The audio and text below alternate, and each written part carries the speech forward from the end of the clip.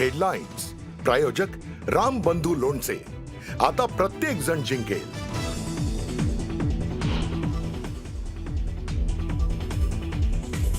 मुंबईतील विजयानंतर भाजपचं सेलिब्रेशन. मुंबईत भाजपच नंबर 1 चा पक्ष.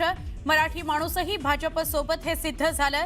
देवेंद्र फडणवीसांचा ठाकरेंना टोला.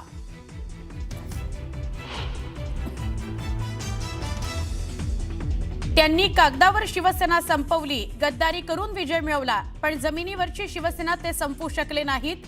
उद्धव ठाकरेंनी शिंदे फडणवीसांना सुनावलं.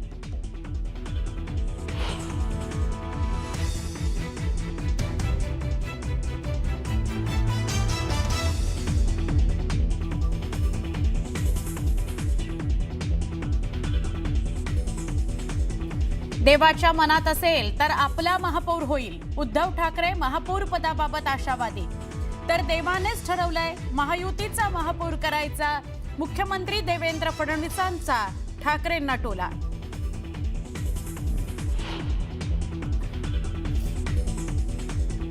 पुण्यामध्ये मुख्यमंत्र्यांनी घेतली नवनिर्वाचित नगरसेवकांची शाळा. डोक्यात हवा न जाऊ देता नीट जबाबदारीनं काम करण्याच्या केल्या सूचना.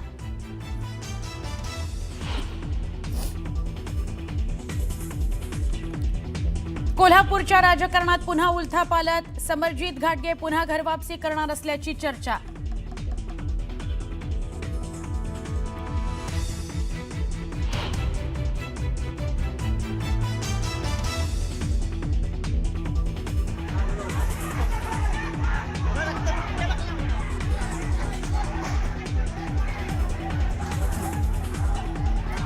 कोल्हापुरामध्ये निवडणूक निकालानंतर शिवाजी पेठेत तुफान राडा. बोंद्रे खराडे या गटात तुफान हाणामारी. Video viral.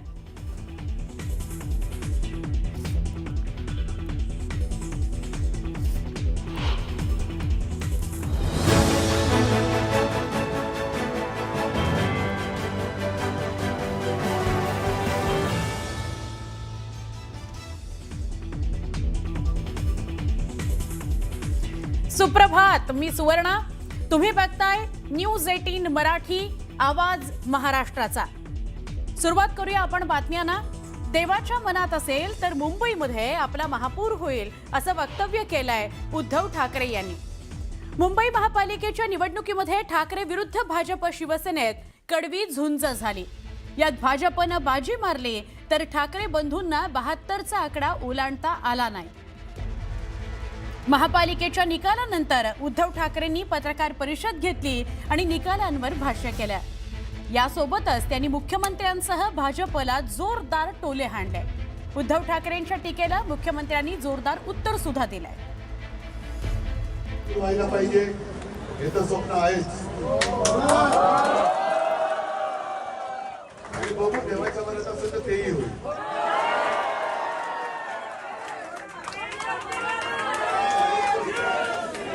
देवाच्या म्हणजे माझ्या मला देवा म्हणतात म्हणून की वरच्या देवाच्या. वरच्या देवानेच ठरवलं आहे की महायुतीचा महापौर करायचा आहे. तुम्ही आमचा सोड. देवाची इच्छा असेल तर महापौर होईल. देवाचा म्हणजे देवाची, मेवाची नाही.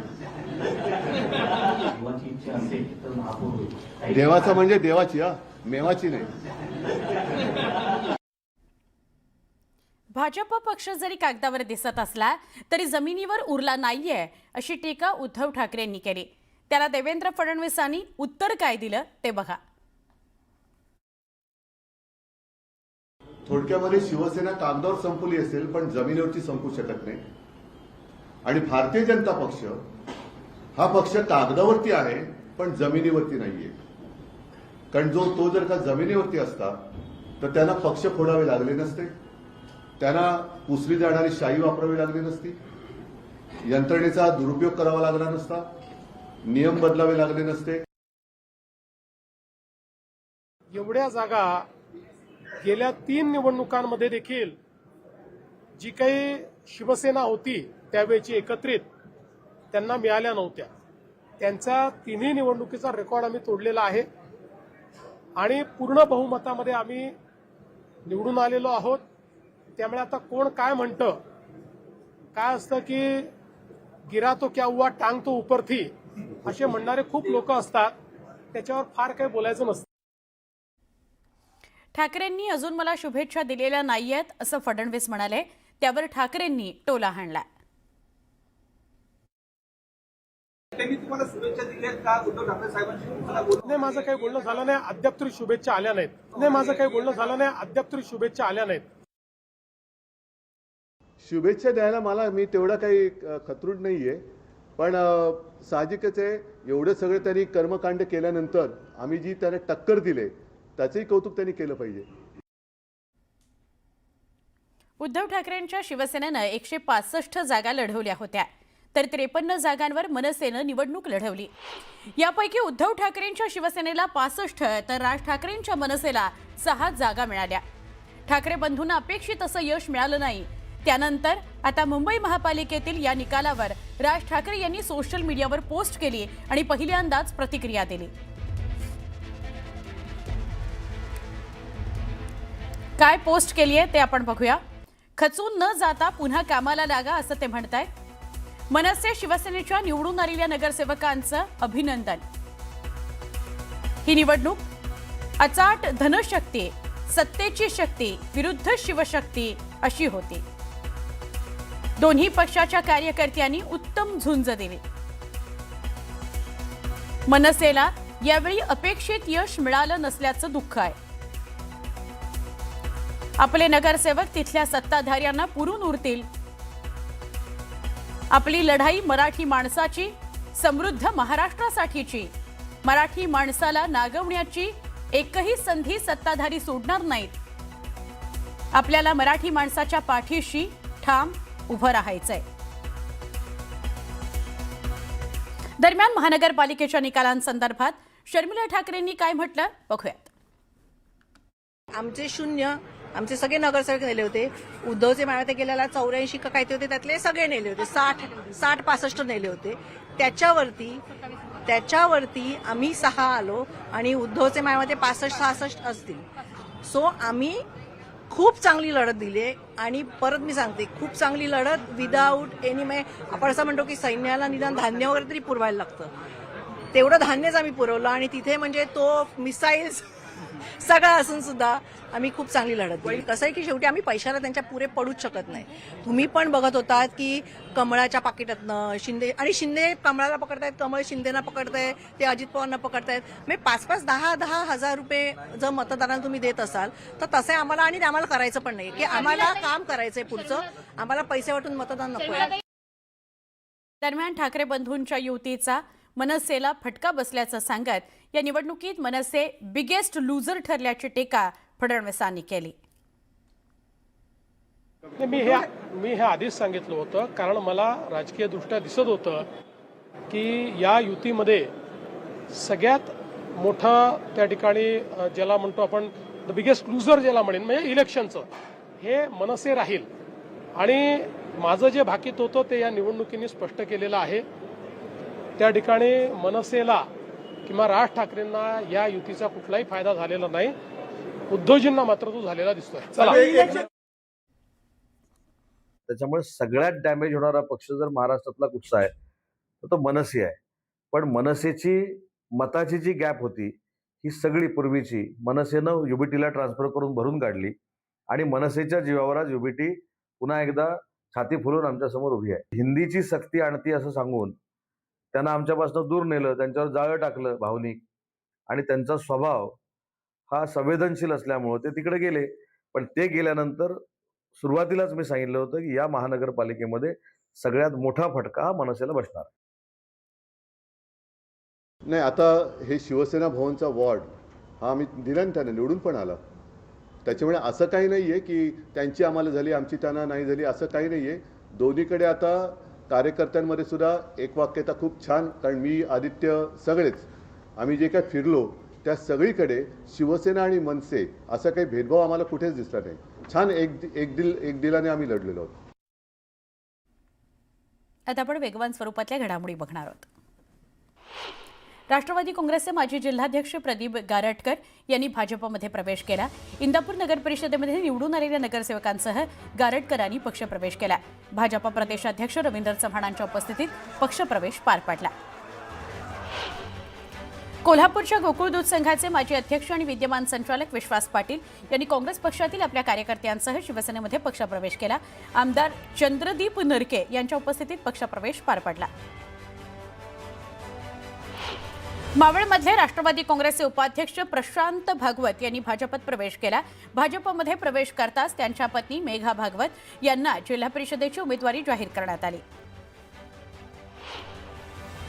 पुण्यामध्ये मुख्यमंत्री देवेंद्र फडणवीस यांनी नवनिर्वाचित नगरसेवकांना संबोधित केलं. पुण्याच्या जनतेनं दिलेला कौल सगळ्यात मोठा, कोणी कितीही मोठा असला तरी महापालिकेमध्ये चुकीच्या गोष्टी खपून घेतल्या जाणार नाहीत असं सांगणारा हा निकाल आहे. महापालिकेमध्ये उन्माद, पारदर्शकतेचा अभाव कुठल्याही पद्धतीनं सहन करून घेणार नाही असं त्यांनी ठणकावलं. पुणे महापालिका भाजपनं जिंकल्यानंतर मुख्यमंत्री देवेंद्र फडणवीसांनी पुण्यामध्ये जाऊन विजयी नगरसेवकांचं अभिनंदन केलं. यावेळी फडणवीसांना लाडू भरवत मुरलीधर मोहोळ यांनी त्यांचं स्वागत केलं. पुण्यामध्ये नवनिर्वाचित नगरसेवकांना मुख्यमंत्र्यांनी कानमंत्र दिला. पुण्यातील सगळ्या 119 नगरसेवकांची मुख्यमंत्र्यांनी भेट घेतली.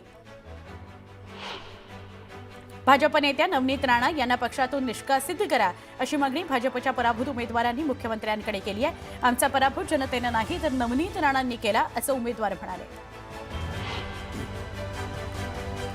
मी शेवटच्या माणसापर्यंत पोहोचलो. कात्र्याच्या जनतेनं अनेकांना जमिनीवर आणलं असं म्हणत पुण्याचे नवनिर्वाचित नगरसेवक व्यंकोजी खोपडे यांनी वसंत मोरेंना टोला हाणला. वसंत मोरेंनी कात्रजचा पाया रचला, मी कळस बांधेन असं ते म्हणाले. समरजित घाटगे लवकरच भाजपमध्ये प्रवेश करणार आहेत अशा चर्चांना उधाण आलंय. त्याला कारण म्हणजे कोल्हापुरातील निवडणुकीनंतर समरजित घाटगेंनी सोशल मीडियावरचे कव्हर फोटो बदलल्यानं चर्चांना उधाण आलंय. भगव्या रंगातले कव्हर फोटो चर्चेचा विषय ठरलाय. सोलापूर महापालिका निवडणुकीमध्ये पूजा वाडेकर या 23 वर्षाच्या तरुणीनं विजय मिळवला आहे. या निवडणुकीमध्ये भाजपनं जास्तीत जास्त युवा मतदारांना संधी दिली. सोलापुरामध्ये व्यक्ती नाही तर पक्षच मोठा हे सोलापूरकरांनी दाखवून दिलं असं म्हणत जयकुमार गोरेंनी देशमुखांना उत्तर दिलं. तर प्रणिती शिंदेंनी दिल्लीतून बोलण्यापेक्षा कधीतरी जमिनीवर यावं असं म्हणत त्यांनी जोरदार टोला हाणला. सोलापुरातील विजयानंतर पालकमंत्री जयकुमार गोरेंनी मुख्यमंत्री देवेंद्र फडणवीस यांची भेट घेतली. यावेळी जयकुमार गोरेंना फडणवीसांनी पेढा भरवून त्यांचं अभिनंदन केलं. सांगली महापालिकेतील काँग्रेसच्या नूतन नगरसेवकांचा आमदार विश्वजित कदमांनी सत्कार केला. विकासाकरता काम करण्याच्या सूचना यावेळी विश्वजित कदम यांनी दिल्या. चंद्रपुरातील पराभवानंतर भाजपमधील अंतर्गत वाद समोर आलाय. भाजपला बहुमत का मिळालं नाही यावर उत्तर देताना भाजप नेते सुधीर मुनगंटीवार यांनी भाजप आमदार किशोर जोरगेवार यांच्यावर खापर फोडलं. ऐनवेळी जोरगेवार गटानं 17 एबी फॉर्म्स बदलल्यानं निकालावर परिणाम झाला असं मुनगंटीवार म्हणाले. गौरी लंकेश हत्या प्रकरणातील आरोपी श्रीकांत पांगरकर विजयी झालेले आहेत. जालना महापालिकेमध्ये श्रीकांत पांगरकर यांनी अपक्ष उमेदवारी अर्ज दाखल केला होता. गौरी लंकेश हत्या प्रकरणामध्ये मी निर्दोष आहे असं पांगरकर म्हणाले. मुंबईतील विजयानंतर मुंबईतील भाजप कार्यालयामध्ये सेलिब्रेशन करण्यात आलं. मुंबईमध्ये भाजपच नंबर 1चा पक्ष असल्याचं यावेळी मुख्यमंत्री देवेंद्र फडणवीस म्हणाले. मराठी माणूसही भाजपसोबत आहे हे सिद्ध झालं. एकही मराठी माणूस मुंबई बाहेर जाणार नाही असं म्हणत फडणवीसांनी ठाकरेंना टोला हाणला. बिगेस्ट लूजर मनसे असेल हे माझं भाकीत खरं ठरलं असं म्हणत मुख्यमंत्री देवेंद्र फडणवीसांनी राज ठाकरेंना टोला हाणला. युतीचा फायदा नाही फक्त उद्धव ठाकरेंना फायदा झाल्याचं म्हणत त्यांनी उद्धव ठाकरेंनाही टोला लगावला. पुणेकरांनी अजितदादांना नाकारलं असं म्हणणार नाही तर पुणेकरांनी आमच्या नेत्यांना स्वीकारलंय असं विधान अजित पवारांच्या पराभवावर मुख्यमंत्र्यांनी केलं. पुण्यातील विजयाबाबत त्यांनी आनंद व्यक्त केला.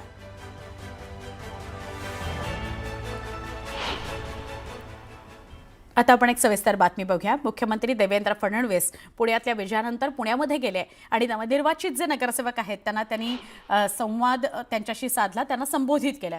पुण्याच्या जनतेनं दिलेला कौल सगळ्यात मोठा आहे. कोणी कितीही मोठा असला तरी महापालिकेत चुकीच्या गोष्टी खपून घेतल्या जाणार नाहीत असं सांगणारा हा निकाल आहे.